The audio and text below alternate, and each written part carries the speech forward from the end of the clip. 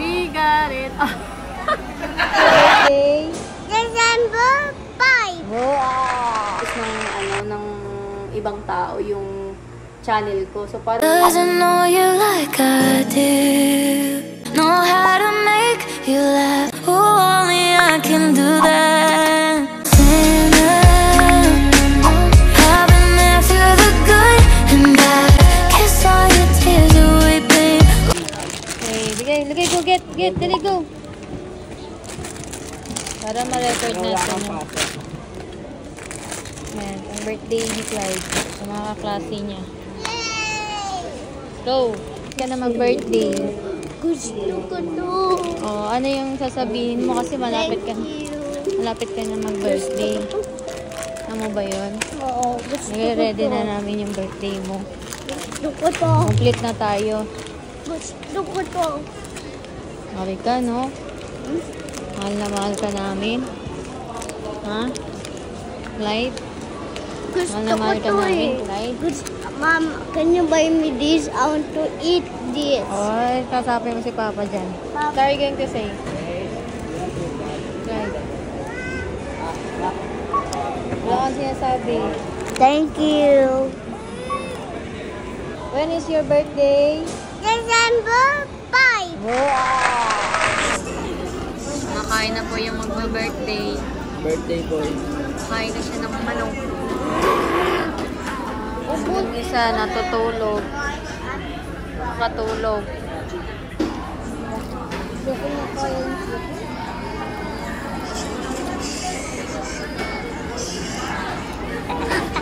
Ito tayo sa Ayala na naman. Ayala mo. Dos. Kala mo naman, maubos mo yan. Kaya ako ng chicken. Hindi maubos niya yung pwede yung Ha? ano naman.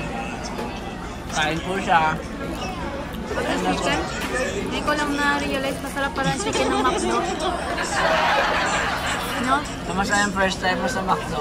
Sarap pala? Probinsya kasi wala kasing McDo. Ito na lang, nadala kita dito sa Kaya nga. Manila. Buti na lang may chicken. Kasi pag walang McDo, hindi ko malalab ko to. Fine, wait. Sa exam, yung, ano yun sa, ano? Ano yun sa SM? Hindi, find ways. Hindi, sa SM. Video yun eh. Sa SM, yung, SM. we got it. Tapos yun sa McDo. Love ko to. Sa Jollibee meron? Bida ang... Saya nga pala. Di ba pinalitan na nila? Hindi na pala hindi na pala... yung KFC. Ewan ko. Finger. Ha? Finger licking. Meron pa si... Good. Di ba? Yung ano yun sa... It's more fun in the Philippines. Pinalitan na nila. It's more baha in the Philippines. Yan, pinalit na silang bago. Hindi na it's more fun in the Philippines.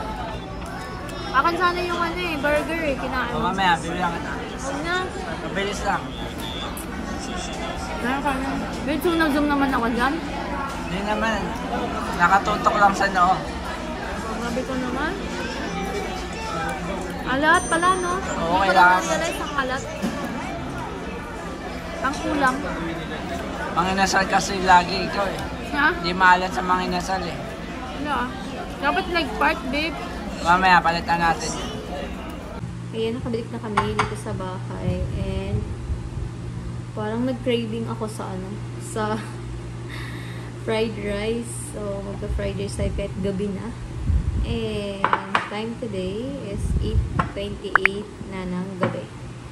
So, natatakam kami ni Clyde kumain ng fried rice. So, nakita niyo naman din kanina na galing kami dun sa grocery. Kasi, actually, yung birthday ni Calvin, since nung nag-aral siya dun sa Paco Citizen, dun na siya pinagbe-birthday-ran. Nung nag-kinder siya, kinder 2, hanggang ngayon. Kahit naman yung mga kaklase niya, ayun, so doon din nagbe-birthday. So, dahil malapit na rin yung birthday niya, naghahanda kami for his birthday and dun sa school nila. And, ayun. So, meron tayong mga pinamiling mga pack na pwede sa i-gift dun sa, para dun sa birthday ni Calvin. Kasi yung mga kaklase niya, kapag every time na nagbe-birthday, meron ding binibigay sa kanila. So, kami, ganun din yung ginagawa namin. So, pag nag-birthday siya, libre sila ng food. Like, for example, yung bumibili sila ng mga fast food like McDonald's, Jollibee, ganyan mga kadalasan nilang binibigay sa mga kids. So, kami naman, balak namin is, Popeyes na lang. So, yun yung namin. Inaano ko yung rice. Kasi medyo matigas. So, yun yung balak namin. Popeyes na lang. Ayan. Lutuin natin siya kasi nagki-craving kami ni Calvin kumain ng fried rice. So, yan, luto tayo guys. Unahin muna natin yung itlog. Meron na tayong bawang dito. So, kapag nagluluto tayo ng itlog, or ako, ang ginagawa ko is, nasa cooking vlog na tayo. So, anyway, yun lang naman din talaga, update dito sa bahay. Kasi, ang tawag nito, ang tagal-tagal kong hindi na makapag-upload ng video sa YouTube. Sobrang busy din kasi talaga sa school. So, wala na akong time na maggawa pa or mag-vlog pa. Pero dahil napapansin ko is parang hindi na siya more on na-views ng ibang tao yung channel ko. So, parang feeling ko baka dahil nagko-cost doon, dahil wala na akong ina-upload, parang nakakalimutan ka na ng mga taong nanonood. So, although hindi man ako ganun hindi ako katulad ng mga mga celebrities na kilalang-kilala na sila kahit na mag-vlog lang sila for one day is 1M na agad yung views. So, hindi naman tayo ganoon. So, dahil mahinang nilalang lang tayo. So, kaya, na rin yun. Kumbaga, alam ko na rin yun. Aware na din ako dun. But, parang napapansin ko lang is parang, yun nga, dahil nga hindi na ako masyadong nakakapag-upload ng videos or sa YouTube channel ko, nangyayari talaga napapansin ko is parang nagkukumukunti lang yung views. Anyway, okay lang. Hindi ko naman na dumami yung views. Parang kumbaga, dinadocument ko lang yung mga bagay-bagay na kung may pagkakataon man na makapag-vlog ako, ayun, yun lang, dinadocument ko lang siya, tapos upload lang din. Minsan nga, hindi na ako masyadong nagsasalita sa vlog kasi nga, sobrang hirap din talaga magsalita. Kasi talagang, minsan, wala akong masabi sa inyo, ganun-ganun lang. Yung iba naman, kasi nga dahil kilala sila, siguro, kaya mas mabilis yung views nila. Tulad na si Fulgar, yung si Crystal Fulgar, kahit na yung video niya hindi siya masyadong nagsasalita, yung more on cute lang yung views niya, yung pag-video niya, pero maraming nag-views dahil yun nga, kasi kilala siya. So, ako dapat sa akin dapat makipag-usap ako dito sa vlog. Pero dahil nga minsan nahihiya ako, lalo na sa labas, hindi ako masyadong nagsasalita dahil alam niyo naman yung mga tao pag nagtutok ka lang or nakatutok lang sa iyo yung camera, parang isipin nila, uy, baliw na ito nagsasalita. Anyway, lutuin ko muna itong itlog. Tapos, saka natin lutuin yung rice, tapos ibabaw ko itong itlog. Hindi ko na siya lalagyan ng tawag nito, ng maling. Itlog na lang. Galing nga kami ng dumaan kami ng dyan, San Andres ba yun? Yung San Andres daw sabi ni Habi. Para bumili lang ng itlog. Kasi wala ng itlog. Ayan, tuin muna natin.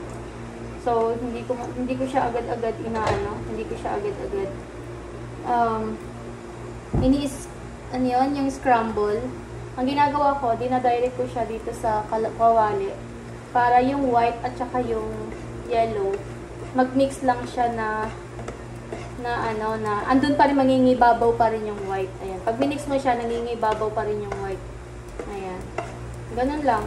Diba kasi merong iba na direct, inaano mo na. Parang, talagang binabati mo na siya dun sa, ano, sa mangkok, mga ganun. Ayan, ganyan lang.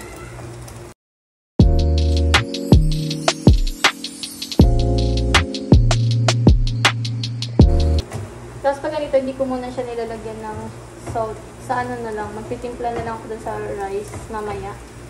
And kanina, nakita ko yung pa-classic ko sa ano, sa Ayala Mall. Pero actually, napansin na daw siya ni Habi dun sa pinaka first floor ng Ayala Mall. And sabi ko, sino nga? Sabi niya, para daw naka-STA. Pero parang feeling daw niya si Jam daw. Sabi niya gano'n. Sabi ko, hindi ko nakita kasi parang diretso lang din siya naglakad eh, kaya hindi ko na napansin. Eh, nung umakyat kami doon sa may, ano, sa may garden, kasi may pinakatuktok doon, tawag nila garden area. So, pwede kang magtambay, pwede kang, ano, yun nga, pwede kang magtambay, pwede din mga bata maglaro doon. Although wala siyang playground, pero nakakapagtakbo yung mga bata doon sa taas. So, doon talaga kami lagi. So, doon nakita niya ako. Unang-una nakita niya ako. Tapos sa akin, uy, diyan ka pala yan. So, ayun na. Pagkakita namin, nagkwentuhan na kaming dalawa tungkol doon sa nangyari. Tapos, ano, sa research, ayun. Na-miss ko din talaga yung mga kaklase ko dati. Kasi, sila yung mga kaklase ko na naging close ko since. And then, yung hindi sila like plastic na tao. Talagang sila talaga. Although mga bata pa yun kasi mas older kasi ako sa kanila eh. So, ayan pa rin itlog. Ganyan siya. Ayan. So, itatap natin mamaya yan sa rice.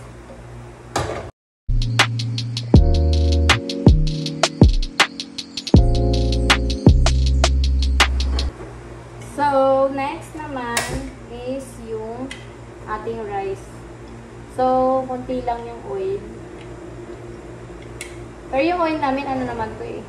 Hindi ka mag-worry dito kasi nga, corn oil siya or minsan vegetable oil yung ginagamit natin. Dito na tayo sa ating bawang.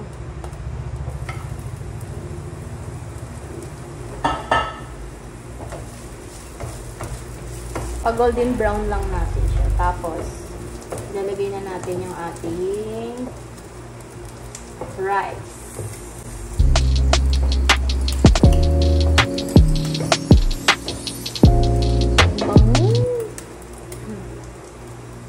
Ayun lang, paano nga eh, napasarap yung kwento namin kanina. Sobrang pasarap, tapos umuwi na rin siya. Actually, may naantay siya pero hindi na ata, umuwi na ata. Tapos, ayun. After nun, kami na rin umuwi.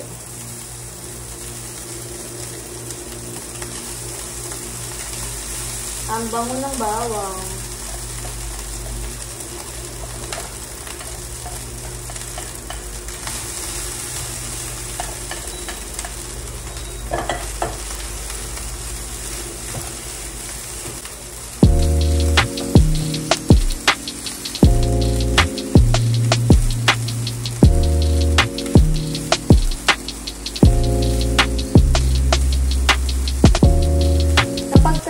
Sasangag ng kanin, wag niyong babasain yung kanin ng tubig kasi ano siya, pag sinangag niyo siya, ang nangyayari is magiging malambot yung rice. Ay ako, gusto ko yung ganito lang, yung ganyan lang.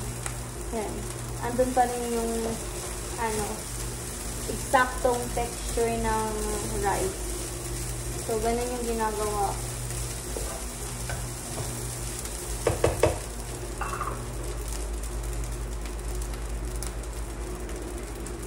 Kasi pag, kunwari, basa, tawag nito,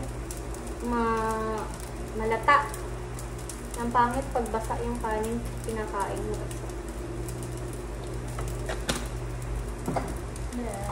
Ang ating seasoning, ating paboritong seasoning.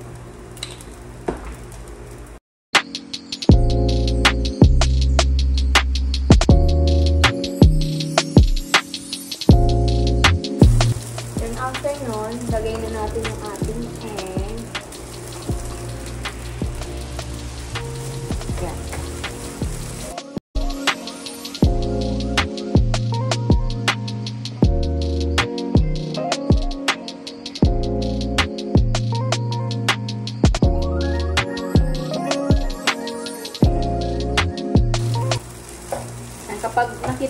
malambot na yung kanin. Pakita ko lang. Yan. Pag nakita nyo medyo ano na siya, hindi na siya like yung katulad kanina na medyo matigas kasi galing siya sa ref eh. So pag soft na siya, pwedeng-pwede na kainin. Ready na siya. Yan. Yun lang yung aking fried rice. Minsan nilalagyan ko ng spam or kaya ano, like maling, ganun. Pwede nyo siyang lagyan ng maling. Ayan. Pwede nyo rin siyang lagyan ng yung sibuyas dahon para mas lalo pa siyang sumala. Or kaya, pwede nyo lagyan ng beans. Baguio beans or yung stingrays ba yun? Tawag nito? Nakalimutan ko yung pangalan nun. Basta yan. Ayan, luto na siya. Kain! Kain! Hindi na pa ako matira, guys. Yan yung ulamin natin. Kain tayo.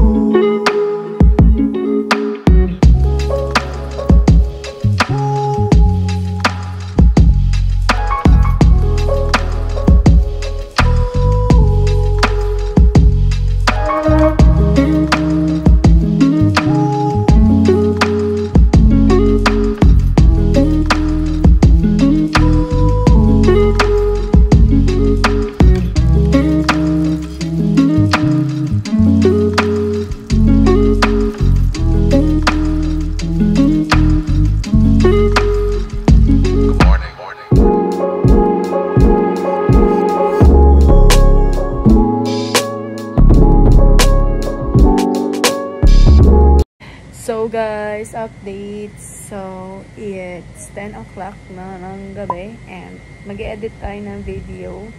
Actually, tinatamad na ako mag-edit sa laptop. So yeah, minsan napapansin nyo yung video ko is more on cellphone na lang gamit ko. So dito tayo nag-upload, dito tayo nag-edit ng video. And ayun, so na-update na kayo. Tapos na rin kami kumain kanina. Ayun, kumain din si Abby. Sarap talaga ng fried rice. Ewan ko, nag-craving kami sa fried rice with egg. As in, super duper. Kasi gustong-gusto nila kapag every time na nagluluto ko ng fried rice, gustong-gusto talaga nila yan. Ayun, so ayun, busog tayo and ayan. Good night everyone. Say goodbye. See you again on our next vlog.